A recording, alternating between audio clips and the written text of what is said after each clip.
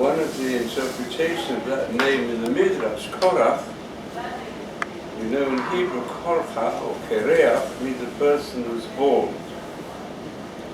It's because he created a bald patch in the traditions of the people of Israel, or amongst the people of Israel, who heard the Decalogue, heard the voice of God speaking to them. So to understand this more deeply, we're going to adopt primarily the interpretation of this whole passage based on many midrashim and commentaries, which find the expression in the commentary of the Psalms of the Foreign Hills. Then we please turn to chapter 16 of Bamidbar. So there we have description of Korach, the son of Yitzhak, Kohath of Levi, and so the son of Ahiram, son of Eliab, and On, son of Perez, and they rose before Moshe. There were men among the children of Israel, 250 princes of the community, representative of the assembly, men of renown. So, one of the explanations brought is that the next verse says, they assembled themselves against Moshe and Aaron, said to them, you take too much upon yourselves, for the entire community, they're all holy, and God is in their midst. And why do you lift yourselves up above the community of God? So, they claimed, quite correctly, that all the people of Israel heard the voice of God speaking to them. And thereby they all became part of the holy nation, where they accepted the Torah, which was given on the mountain of Sinai, the Aseret HaDibrot. And they all equally heard the voice of Hashem. Like we described in the previous shiurim, how Anochi Hashem Elokecha was addressed to each individual amongst the community according to his understanding, according to his special character. And each person who heard the voice of God thereby was raised to become part of the Mamlechet Kohanim Kadosh, the holy nation. So their claim was that we're all equal in front of Hashem, which is mentioned frequently in the whole of the Tanakh. That the truth is, all mankind are the sons of Hashem. The people of Israel, they're called the firstborn nation because they're the first nation that really recognized and applied in their lives the rulership of the father of mankind. So therefore they're like what is the special place of a firstborn child? That child first transforms his parents from an individual to become a father and a mother. And the people of Israel were the ones who put that into practice. We're all equal. So you don't need one person to be greater than the other. Each person has their own connection with Hashem. And if you want to make decisions, they've got to be made following the simple explanation for the majority of the community. In fact, that's what they said. They said, we're all holy. Kulam kadoshim. All the holy people. What was their mistake? So let's try to understand it in accordance with the graphic manner in which they presented the case to the community. Because the previous parsha dealt with the mitzvah of tzitzit. So tzitzit require the sky blue thread that would remind everyone that whatever position we have as individuals, also the people of Israel as a nation, in front of Hashem, which is made up of different types of characters, we've got to recognize everything comes from Hashem. For the color of Techelet, we find that's the color which was used in the sanctuary to cover the vessels, to cover the bodies of the priests when they did the divine service, and it represents the last color in the spectrum, the color of distance, that in all areas of life we've got to look beyond the horizon, but look who's the source of everything. We experience different phenomena in nature, so we should look into the distance and say to ourselves, who produced this fantastic world filled with so many beautiful creations? Must be a creator. If they go and think a bit further, then they can be confronted with the enormous mind and heart of the universe, which is Hashem. So therefore, that's the purpose of Techelet. When we use the tzitzit, we say Ritem Oto, you should look at the Techelet, which will remind you, ultimately, through looking at the horizon, looking at the vastness of the universe, remind you of the one who's behind everything. That Ritem Oto, you should see the Kisa HaKavod, the throne of glory, which is, we say, Meloch Haaretz Kavodo, the whole earth is filled with these fantastic creations which teach us there is a fantastic mind between the constantly being discovered further marvel of the natural world around us. That really all nature, as the word nature implies, but it's born, is born from a higher power. All the forces of nature, all the scientists will accept today, they represent the mind of the universe, which means, well, or the mind of the universe beyond us, and which therefore should connect up with him. So that's the purpose. So that's why Hashem has given us such a fantastic array of mitzvot and such a fantastic array of knowledge in his Torah, which is divine wisdom. So they said like this, if Techelet represents that we should see Hashem in all areas of life, well, what happens if there are people whose life is filled with mitzvot, whose life is filled with prayers?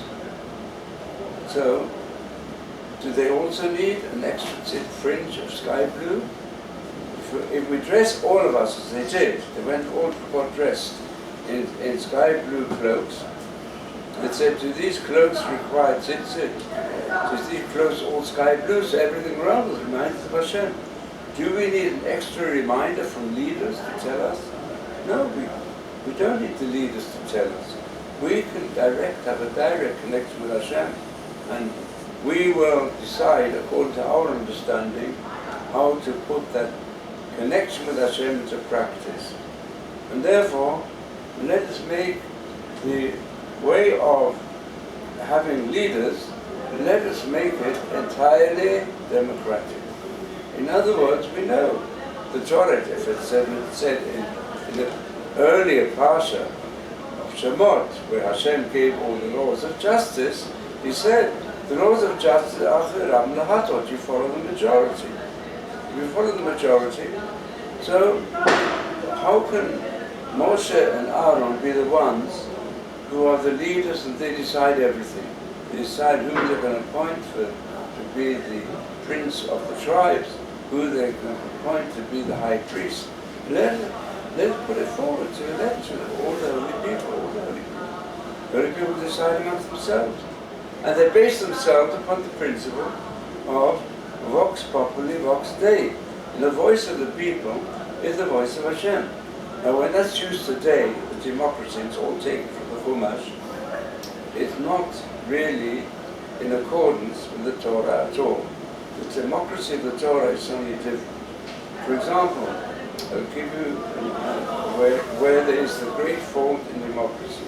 But the democracy has understood frequently by people is that which produces dictatorships or which produces corrupt governments.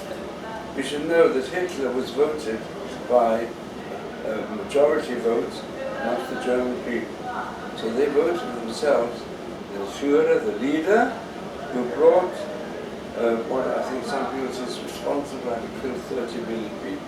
6 million people, 6 million Jews amongst them, but there are plenty of others who were killed as a result of the Second World War, which was all brought about because of his terrible mania.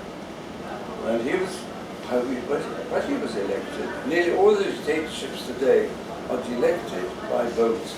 As we know, our great Hamas, how did Hamas come to rule over Gaza? Democracy. Well, they had the view that we have to drive all the Jews in the Mediterranean, and they gained a majority in Gaza. That creates all these problems. What's going on in Syria, Assad, used chemical warfare against the rebellion. So all the different governments, including the communists, also communists believe everybody should not have private enterprise. All the economic products should be distributed in egalitarian manner. But what happened was that those who led the show in the government, they were the ones who amassed riches for themselves. And the other people, many of them were starving under the communists. But of course those who were at the top, well, they lived in enormous luxury. This happened in the kibbutzim as well. The kibbutzim followed the communist style, so it turned out that people were very idealistic at one point, and therefore they decided on having no private possessions, and everything belongs to the overall property of the kibbutz. But those who ran the kibbutz, they abused it. They had many advantages. They could get all their expenses paid. Who paid them? The ordinary person. The ordinary person was left without the ability to have a car. And those at the top all had a car. Those at the top, they had also other luxuries, as happened in the certain Stalinist period, and some of us followed as well. They were extremely corrupt. And that's what's happening all over the world today. China, nothing like it. Human beings, sometimes they're considered like slaves in every way. And while those who toil the line, who are at the top, they live in luxury. So this is what's going on all over the world. But Korach came with a different concept. Korach said, no, we amongst the Jewish people who believe in the Torah, who believe in the mitzvah. So therefore, with us, we should certainly have everything entirely according to the majority. So, and that's why he gave these two examples. One example was, we said that Batan Viram, they were standing at the entrance to their tents which had a mezuzah. And the concept of mezuzah is that the house and all the possessions should be dedicated to Hashem. So they say yes. So we've got to dedicate all possessions to Hashem. We have also to dedicate our mitzvot to Hashem. That's the concept of the tzitzis. He said like this: why should Moshe and Aaron, why should they be the ones who decide what's happening? Let's vote on it in a democratic fashion within the framework of the Torah. But Moshe Rabbeinu said, when they came, Moshe Rabbeinu said, Oram's house is filled with Svarim. That means the people who are making decisions amongst the wider populace, each one thinks that perhaps we should take a different leader. They're all people who are learned. Like Korach himself was extremely learned. He was in fact one who had to carry the Holy Ark in the sanctuary. So on a very high level. So why shouldn't we decide who's going to be in charge? Or we do the conjunction. But on an equal basis with Moshe and Aaron, why should they be the ones? Although Hashem had said, but even Hashem, they claim Hashem said, but who says that's really true? Who said that Hashem appointed them particularly? Hashem gave the Torah to everybody. He gave the whole of Am Yisrael. And therefore those of Am Yisrael who are learning the Torah, the house that's filled with Svarim, does it also need a mezuzah to give further direction? Surely it doesn't need it, because in the house you've got it. If they're all filled with mitzvot, why need another string to remind you right next to it says, we don't need them. But Moshe says, yes you do, you need leaders. And the leaders were not appointed by ourselves. He said, not from us.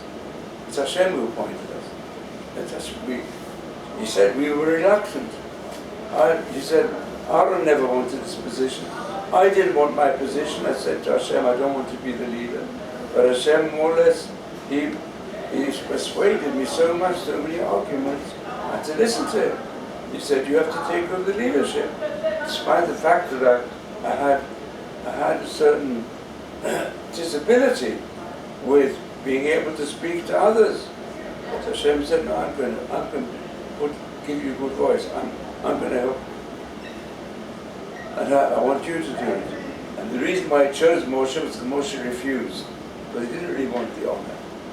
And here lies the difference. So what's the fault with Korach? So the fault with Korach was, let's go to the root. I want you to look carefully at what it says here in verse 2. It describes, these were all great people amongst the nation. The Se'edah, they were great people. But they said, we don't need Moshe now to decide everything. And they were Se'edah, they were presidents. You know, until today, what is the famous Al-Habdib in Zevazet, make a distinction. But to this concept, basically, it's a characteristic of the Jewish people. You know, when Korach spoke once with the American president this time, is that there's a difference between you and me. You are indeed the president of the largest group of states in the world, the United States of America. But you have one man greater than you. Why? Because I'm the president of all the citizens of Israel, wherein each person thinks he's a president. So the way I'm a president of a nation of presidents, each one wants to be president. You know, like the famous episode, let's say there are two Jews on a desert island, so they decide they're going to make two synagogues, because each Jew wants to be a separate president of a synagogue. And it's not just a joke, because I know that there are some desolate communities. In fact, my son, who travels the whole world, and I think it was in Afghanistan or somewhere, he came to a certain place where there was one synagogue left, and only two Jews. And each Jew claims to be the president of the school. That's how it goes. So this is and the Yiddish joke goes further. If there's a few Jews who come to a place, the Jew says, I must build a shul, to which I go to, but it wasn't given a shul I don't go to. So this is it. So he said, Se'edah, they're all princes, but the Krem Moed, those who were called to assemblies to make decisions, Anshe Shem. It uses the word men of renown. That's what Anshe Shem is renown. Shem means a name, but it also means fame, a name that makes you famous. That's Anshe Shem. Now, here we've got a key to try to understand the message of the Bible. The key is the Hebrew language. If you want to understand the Bible, you have to learn Hebrew thoroughly and deeply. And especially, if you want to understand modern Hebrew properly, the way to understand modern Hebrew is to study biblical Hebrew. I never went to an pub. I was raised in countries outside Israel, but I was raised to study Tanakh, and then to study, a privileged parents who was having private teachers. They taught me the Bible, the Mishnah, the Gemara, Rashi, everything. And you can build up. I learned Hebrew grammar, basically biblical grammar. And then Rashi, the classic commentary, contains the pshat of the verses of the Chumash, including grammar. And Rashi spends a great part of his commentary to explain the meaning of words and the grammar of the words. And that was the basis when I came to Israel that did not lead to the path. And then there's certain words that come up in Hebrew which you learn through conversation. But that's one thing, one can't separate it. A person who thinks he can learn by learning the Bible, it's a different learning. There's certain differences in the grammatic structure which have great significance. But you've got to regard it as a unity. That's the advantage of the Ulpan here, where he combines conversational Hebrew, which is very important. But I tell you, if you just learn the Hebrew of the Bible, you won't understand the Mishnah, and you won't understand the Rambam, and you won't understand the Gemara, because the Gemara you can only understand the Aramaic with the commentary of Rashi. And therefore, it's a very good idea to include with modern Hebrew. It's a whole stream. It goes, Hebrew ends with the beginning of the second Beit HaMikdash. Then carries on the Hebrew of the Mishnah, and the following time of the Gemara, the Hebrew, it developed in different ways. New words were added. New words were added, new constructs were added in the Middle Ages. And that's how it goes on to today. And it's one stream. You can't separate the two.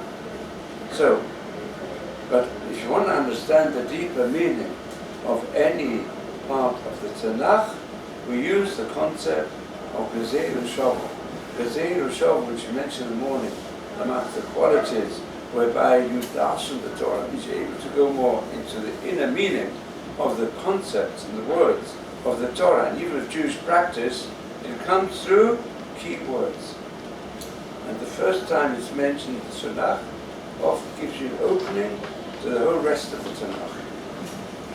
So it's all the way through. If you want to understand, for example, the two names of God, which come all the way through the Tanakh, you have to read carefully the first and the second chapter of the Chumash. The first only mentions one name. The second chapter mentions two names. Thereby you understand a lot of things.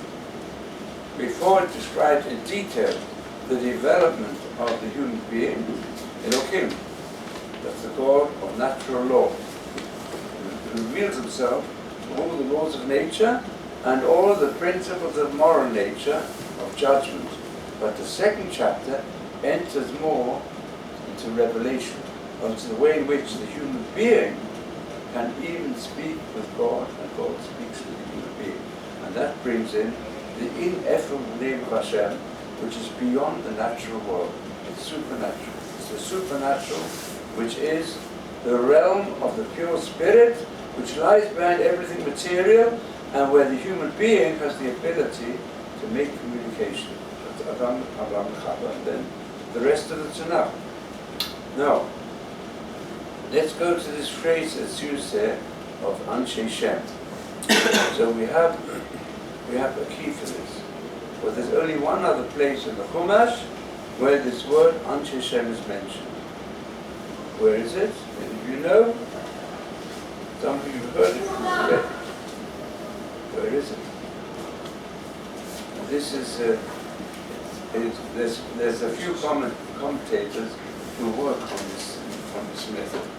It's hinted at in Midrashim, but not uncovered by everyone.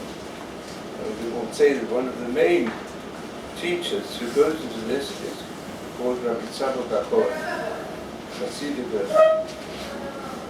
I would say, deep philosopher, psychologist of the Torah. So it's himself many, both Nistar and Nigla, even the more hidden aspects and the open aspects of the Torah. So you'll find at the end of the Parshat Bereshit, it describes the deterioration of man from the time he was driven out from the Garden of Eden until the time of the deluge. So it says at the end of the Parsha, if you look at the Jewish Bible on page 6, it's in chapter 5, or beginning of chapter 6 of the Chumash. It says there that it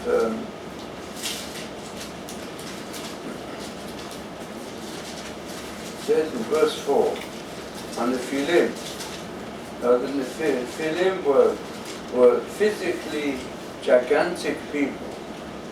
They lived in the earth at that time. And also afterwards, when the sons of God, they came upon the daughters of man and gave birth to them. Ema Gibarim Sheme Olam.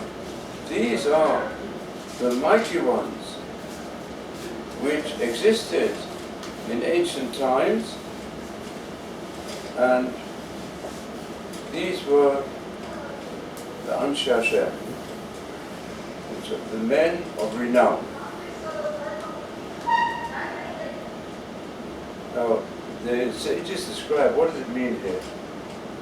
These were gigantic people. In fact, there have been excavations of what you call pre-Diluvian giants. There was a species of man who were much larger than came after, before the deluge. And some of these, they were people who had great strength, and they took, it says in previous verse, any beautiful, previous verse 2, it says, that they were beautiful, and they took whomever they wanted. They took them away from their husbands. They committed incest, they committed adultery, they introduced corruption of all types, and the strong ones exploited the weak ones. And these were men of fame, Giborim, Anshe Hashem. And that was the cause of the Mabon, the deluge. Because these gigantic leaders of mankind who corrupted the human species, they produced the spread of Hamas, of violence, of all types amongst mankind. And therefore Hashem said, it's not for this purpose that I created man. I created man to produce a beautiful world where virtue should rule instead of vice, where corruption should be removed, and human beings should give freedom. In order to reach the highest level, he developed the Tzelim Elokim. Instead of that, they're becoming the wildest of all the animals, more wild than any human, than any of the ordinary animals of the world. And that's what happened, and produced the deluge. In fact, this is the first time Anshe Hashem is mentioned. So I found a midrash which says that this teaches us that Jews who bring machloket into the world, like Korach did, he produced a rebellion against God and provoked discord amongst the Jewish people, they are as bad as the people who produced the deluge, which threatened the extinction of all living beings on this globe. It's a comparison they give. To understand this more deeply, so we have to analyze this phrase Anshe Hashem, because there are a few words for man in Hebrew. You tell me what words do you know for man? Ish. What else? What else? Gever. Gever. So we have in Hebrew Gever, which means a strong man, generally speaking. We have Adam, which means the man created Bidmut Elokim. And the verses of the Chumash imply that's the meaning. By Shemam Adam, Kibut Tzelem Elokim aside Adam, because Hashem made man in a divine image. So that's what is expressed here. Man is like Hashem. It's not Hashem, he's like him. He's got the image of Hashem. He can relate himself to the absolute, but man isn't absolute. Man is relative. He's a relative being, he's limited. But he can relate himself to the absolute, which is Hashem. So that's Ben Adam or Adam. And Enosh is connected to the word Le'enosh, which means to punish. And in fact, The phrase is used in the Tanakh when a person has a dangerous illness. It's called a Makkah Anusha, because it weakens him. And there's a pasuk in Tehillim, Hashem enosh adaka. Sometimes Hashem brings human beings to their weakest point. Adaka to depression. You, Hashem, bring about situations when human beings especially become too much filled with pride. What does Hashem do? He punishes them. And he gets them to fall. Before they were very, very rich, overnight, it went down by 7-8%, and some of the stocks and shares collapsed entirely. And they lost milliards of sterling in one night. Became broken, spare. Now they come from previously being creditors and having a lot of money in companies, they now owe money left, right and center. They become debtors, go bankrupt. Happens. So Hashem brings a rich person a big blow, which sometimes brings them to depression. What's going to happen? Now they're running after me. They have to run away. Shuvu, do teshuva, return to Hashem. At the time, you return to Hashem, then you become a Ben Adam. Then you become a higher being. Now, what Hashem says, often we're put in weak positions. It's Jerida Aliyah. You go down in order to go up again.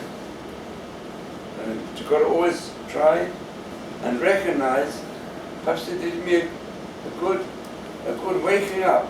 I've got to change my approach.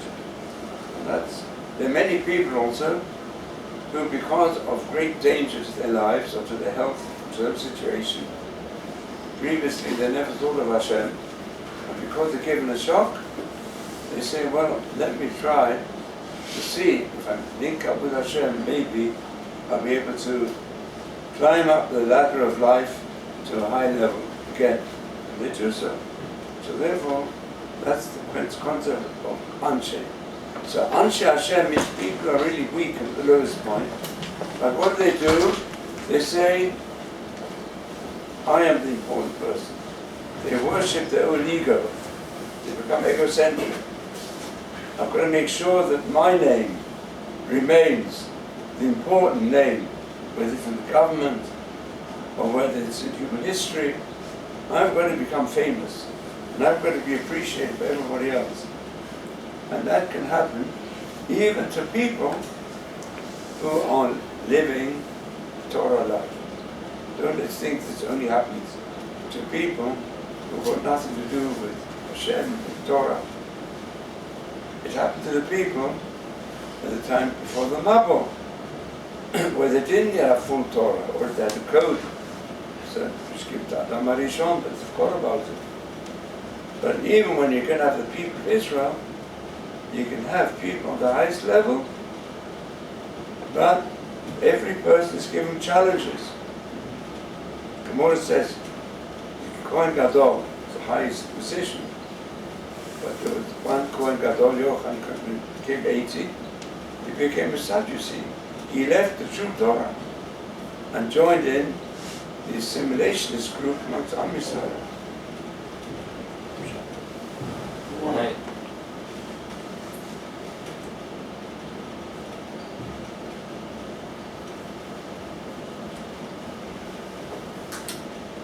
So, have you got any questions or comments at this point? In particular to what you've been saying, I understand that Korach had the potential to be great due to outside circumstances. He couldn't. Could you speak more clearly, please? In terms of judging other people, Jews in particular favorably, why is it that we have, if one person has a taiva for cheeseburgers and another person has a taiva for murder, the guy with the taiva for cheeseburgers, it's easy to wave him off, but God created each of us our own way. How do we judge accordingly?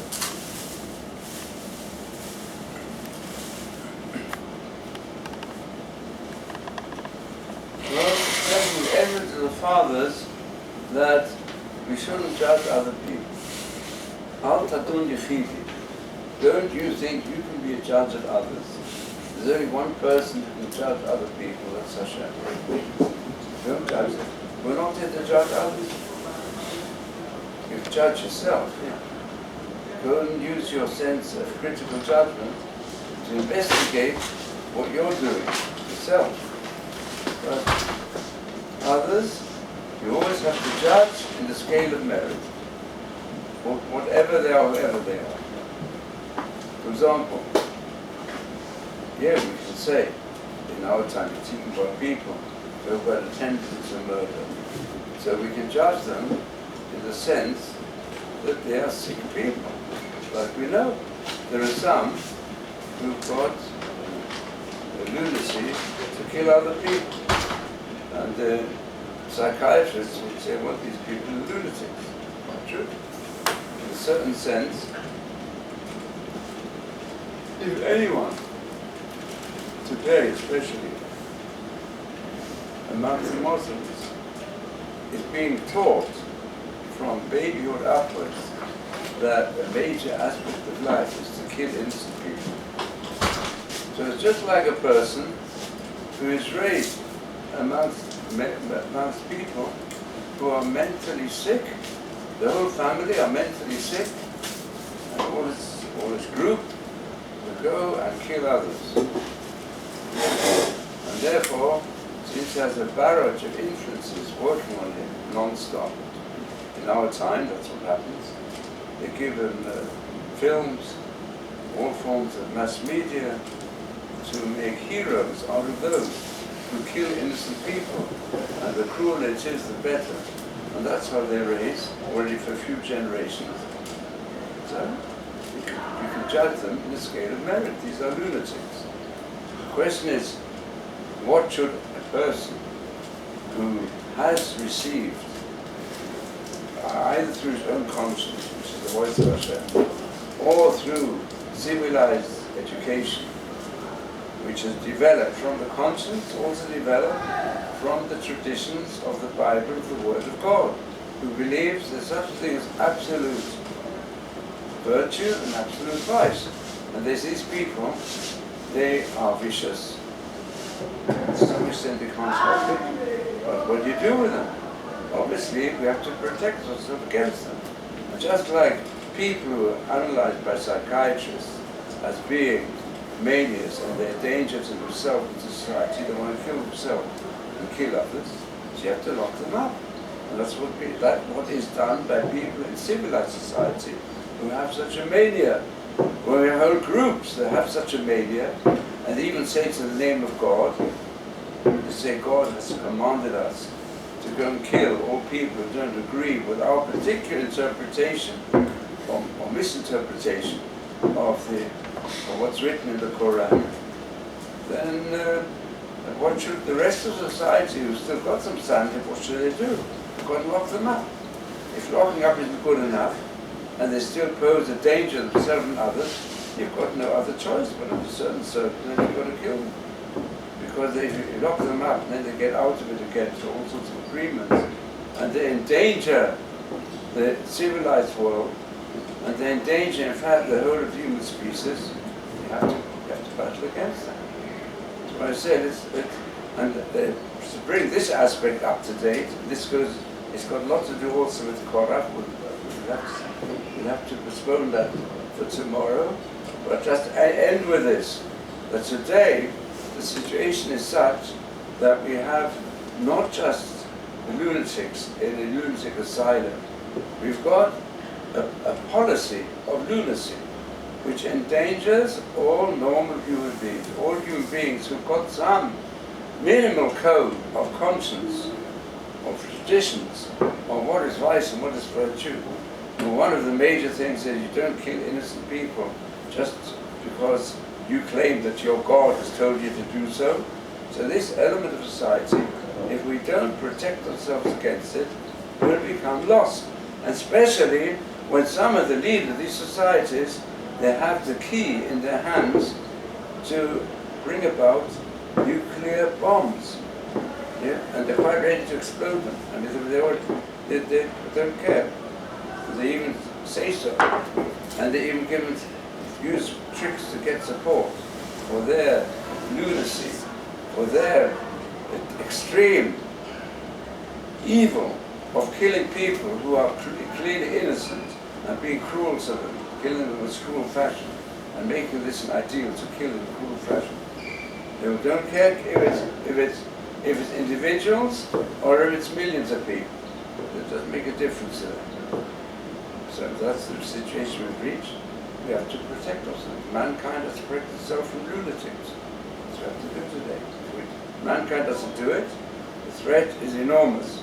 And although, let's say, especially some of the American policymakers came to the conclusion, and the truth is it has helped to a certain extent. It's called MAD, mutually assured destruction. So mutually assured destruction is if you've got a balance, and there's certain individuals who carry the ultimate code to pull the trigger and get hold of the next nuclear bomb. So today there are too many who hold that trigger, and some of them are lunatics. And some of them believe that God has commanded them to do so. So the truth is, mutually assured destruction was thought to be the policy that nobody is going to pull the trigger, because they all know the moment one side pulls the trigger, the other side had no alternative except to pull their trigger. So therefore, mutually assured destruction, you know, if you destroy the other side, you're surely going to be destroyed.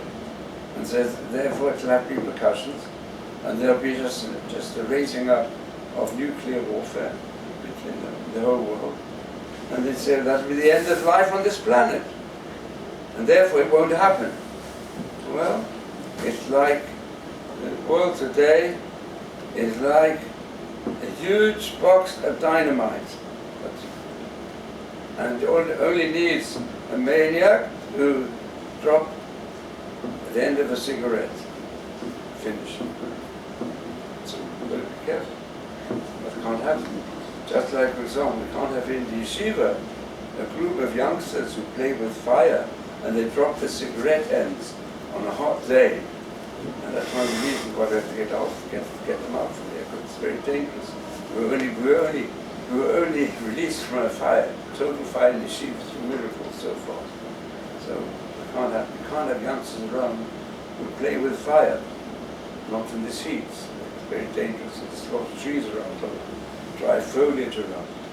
So same applies to the whole world. It's worse than irresponsible teenagers who go on smoking and dropping cigarettes, don't care where.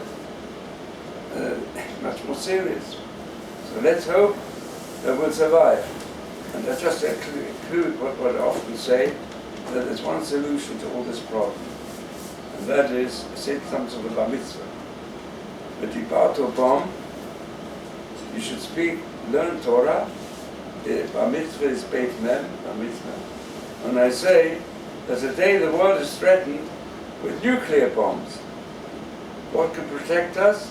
The dibato bomb. The dibato bomb. That can protect us. Protect the world. It's as simple.